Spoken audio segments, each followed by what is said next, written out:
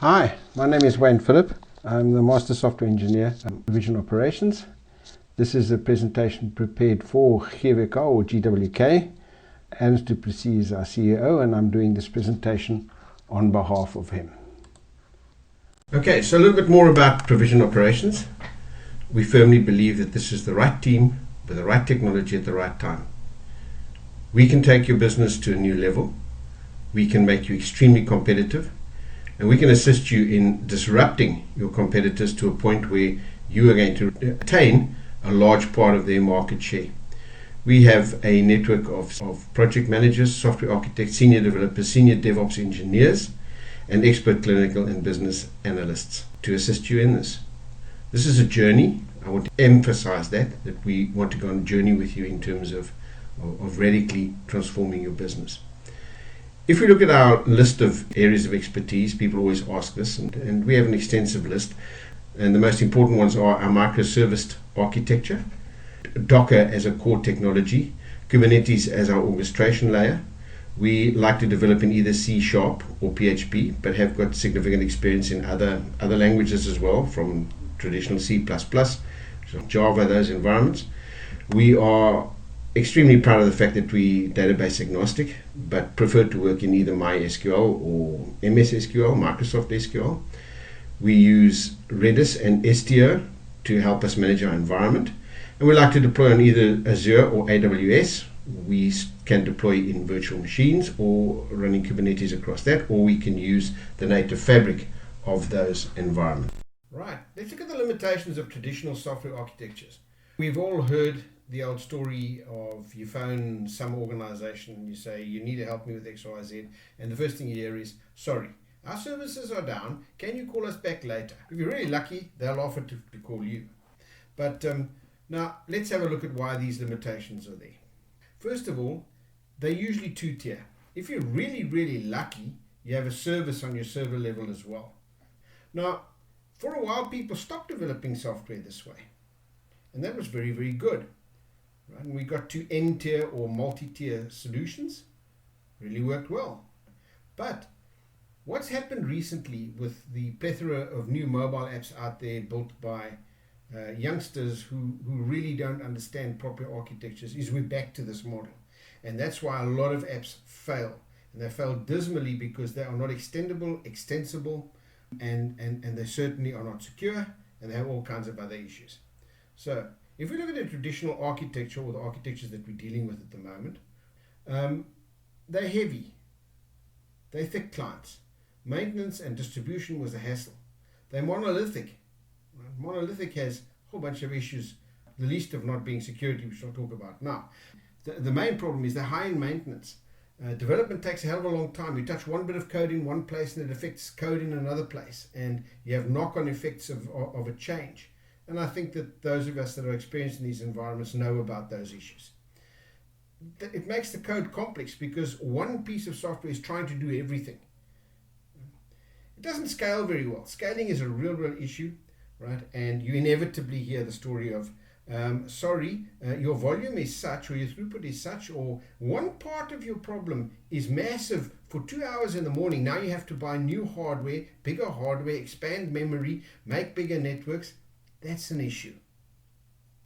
There's also another issue around security, which is very, very important. Usually when these applications get hacked, you get access to the whole application. So this is not a good way of developing software. In the next slides, I'm going to be addressing our methodologies for developing this kind of software. Okay, so let's talk a little bit about containers and containerization. Containers are isolated user space instances that exist in a computer virtualization. A number of containers will work together to form a solution. They actually look like physical computers from a program and a programmer's point of view. When we do containerization, the most important thing is that from development all the way through testing, all the way through best build, all the way through whatever environments, into operations, which is live, the same container is run. So you've excluded all the difficulties associated with, I've developed this on Windows X and now you're trying to deploy it on Windows Y, and the differences between Windows X and Windows Y make your application not work. in the testing phase all the way through to operations. So that's removed. Secondly, in containers, you can use any application development environment. ASP.NET, Java, JS, Ruby, Net, it doesn't matter. C, C Sharp, it really doesn't matter what you do in terms of your application environment. Your containerization engine contains this all. Your containerization engine can also be Windows or Linux based or even other operating systems based. Your deployment can be anywhere. It can be physical, virtual, or in the cloud. Physical on your own hardware, virtual on shared virtual machines, or in a cloud environment where the fabric of the cloud allows for containerization. So, to our innovation. And remember, we're trying to deal with delivering a solution from end to end, including all the business, with the total cost of ownership being the lowest. So what do we bring to the service? Firstly, and most importantly, it's the way we architect things. We are able to rapidly and frequently and reliably deliver large complex applications or portions of them. We solve the complexities and challenges of the microservice deployment using Kubernetes and containerization. And we need to attain the following goals. Our solutions must be highly maintainable and testable. Our services must be fine-grained, granular, very small bits that make up the solution. And our protocols between these bits must be very lightweight, easy to understand, and above all, completely standardized in terms of the modern way of developing software. Our solutions must be independently deployable and must be organized and adjusted to suit the business capabilities and requirements and the ongoing changes to the business architecture and capabilities. So what we do is we create mobile applications, desktop applications, and web applications. And I'm just going to take a bit of a sideline here. In the modern world, having a desktop application back at the office is just not enough anymore to be able to solve any problem. People are mobile. People need to be able to see at least a significant portion of the total solution on their mobile apps. They usually need to have the desktop apps back in the office for administrative purposes, controlling the environments, dealing with the back office administration required to keep complex environments together. And then whether people use apps to interact with you or web, it must be the same thing. So if we develop these client apps, we develop them very lightweight so that as the business changes, and let's take that back into the server. Let's take that as the server being the engine room of the business. As those business requirements change, we must be able to adjust the client applications with the least possible intervention. Enhancement to, let's say, a service A at the server level in a perfect world should not even affect the mobile app. Just new functionality should just be available in the mobile app or the desktop app or the web app. So if we look at the server and we replace the word server for a little while with a service or an application, what we do is we granularize everything that needs to happen in that application. Something, let's call it a service E, needs to talk to the database, make sure all the data hangs together, make sure that it's presented properly to a service A, a service B, and a service C in this case, with these arrows indicating that. A service B might do a totally different role, but it needs to communicate with service E, which knows what's happening in service A, right through to the database. We can have multiple databases. So, in short, if we granularize into 5, we've got an example A, B, C, D, E, F, so that's 6 actual apps that independently operate. It means that if something goes wrong with service C, or service C needs to be enhanced, we're only touching a small portion of the code because the interface from C to E and F is standardized and understood and will not affect service B or A or D. In that way, we can develop software very quickly, deploy it very quickly with a minimum testing time, and very seldom actually have to take an application down. So in a live application, replacing a service C right into the environment while the application is live is really not an issue. It's an issue of testing and an issue of deploying it correctly. Those are the principal benefits of going with a microservices and orchestrated architecture. Right, so let's discuss Docker a little bit more. Docker is a set of platform as a service products that uses virtualization to deliver software in containers. I just repeat what I said in the previous slide in case I didn't make it clear, right? the Docker container working on the developer's desktop is the same as the one that you deploy.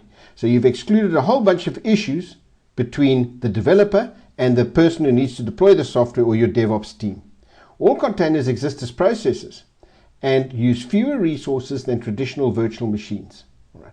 So if we compare the two types of architecture, being the hypervisor infrastructure type architecture versus the Docker infrastructure, the benefits become pretty obvious.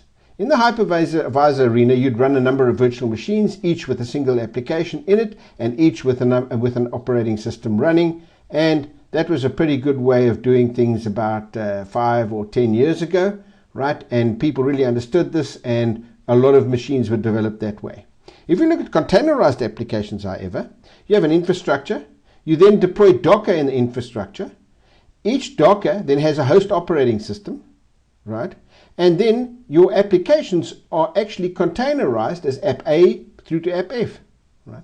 Now, if you replace app A, right, you're not having to touch the guest operating system. You're not having to touch anything else excepting the deployment arena within which app A needs to work. If you need to enhance app A in a live environment, you would simply deploy a second version of app A into the same environment, give it a little bit of traffic, have a look at how it responds to what's happening to the clients. We're talking about high throughput environments, right? And if you're happy with it, we slowly but surely shut down the first version of app A. These types of solutions are exactly how the Google environment takes about 100 updates to their Gmail application every single day, and it's never down. It's exactly the same way in which Netflix, which is probably the biggest deployment of containerized and orchestrated solutions in the world, right, are able to be up all the time, but they're constantly putting in new movies. They constantly are updating their environment, and they take about 1,000 updates a day to their software. Very, very interesting. So containerized applications have got significant benefits, right, for business agility. Okay, let's talk a little bit more around Kubernetes. We as a software team are extremely proud of the fact that we were one of the first people or groups of developers outside of Google that actually deployed this. Right? We certainly weren't the first in the world to do it outside of Google, but we were certainly the first in South Africa to do that. And as such have become leading consultants to the rest of South Africa in terms of these technologies. It is significant to realize that this is 15 years of Google's development experience. I don't know how many millions or probably billions of dollars they spent on developing this, right? And they then open sourced it, right? And that's the modern way of doing these things.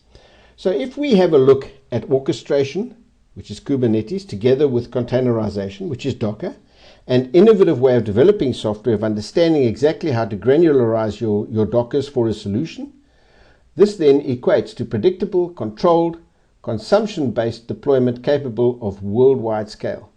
I want to talk a little bit around consumption-based deployments. What this means is you pay for the processing that you use. So in your less busy months or less busy part of a day, you're paying less than in your busy days. And that's a really, really important consideration in any deployment. Once again, we're addressing the total cost of ownership of a solution. The development cost, I'll say again, is actually a very, very small part of the total cost. Ask any financial guru, right, in your organization, and he'll support what I've just said. Right, so you ask yourself, what are the benefits of our architecture? Our distributed orchestrated cloud-based microservice architecture provides you with isolation of code dependencies. What this actually means is that you could have one set of code running in a container that's using a stack, and let's say that is a PHP version 4. Not that any of us do that anymore, but let's say that is.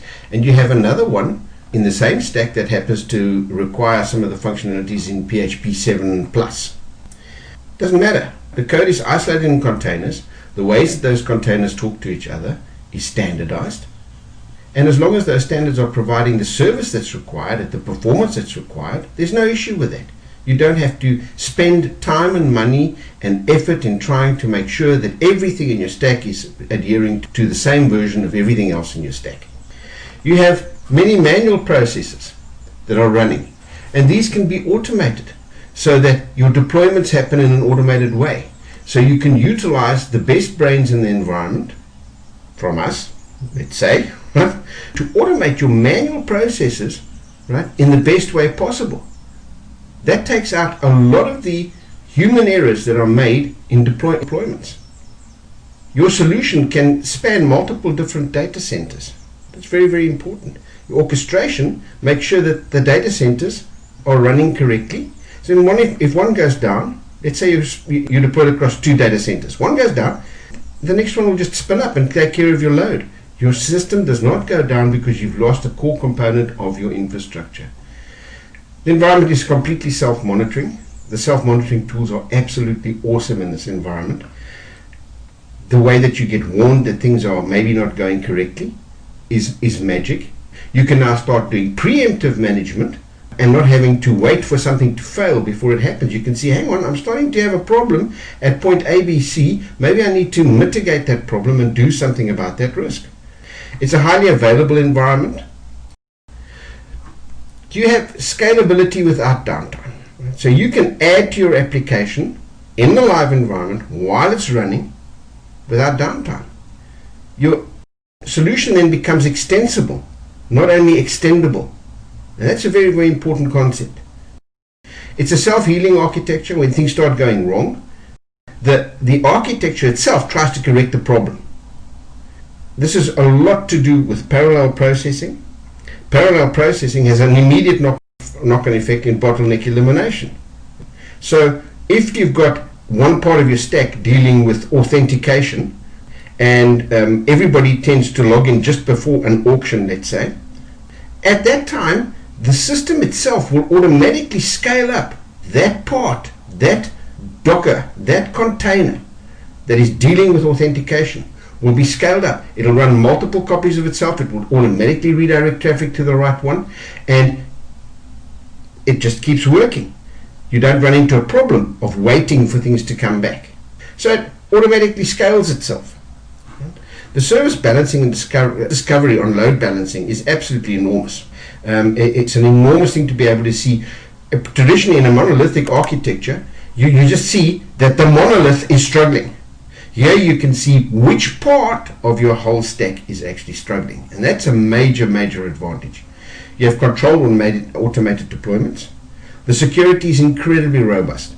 You have now got the opportunity to set firewalls and proxies between various pods, and which are where your Dockers are running. You can set security at any level that you require to make sure that you're not hackable. The other big thing about this, as I've mentioned previously, is that if you get hacked, usually a hacker from outside only sees one part of your whole stack, and he's just looking at protocols going backwards, and he's looking at traffic. Right? And the way we've done our security is he's got no way to actually understand what the traffic means because he's looking at one small part of the total solution. There's no single point of failure. You can design your environment in such a way that you do not have a single point of failure. There are many, many more advantages and benefits to running our kind of architecture. Right. Thank you very much for your time. The next steps is certainly for us to be able to interact with you and take you through maybe some questions you have around what we've put into this presentation, and then to engage you in looking at how we can make you a disruptive business within your sector. Thank you, and on behalf of As de Prier, right, we look forward to hearing from you.